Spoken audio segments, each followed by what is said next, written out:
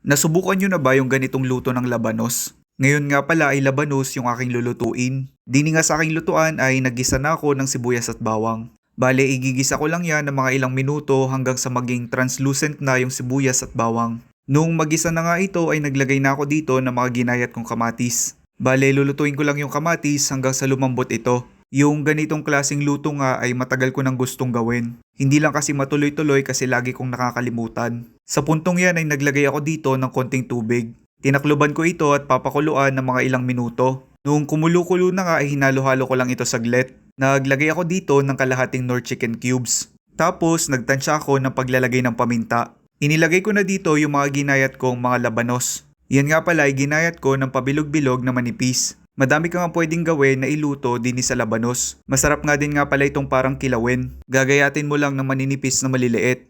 Tapos lalagyan mo ng kalamansi, kamatis at ibang pampalasa. Dini nga ay niluto ko na lamang ito.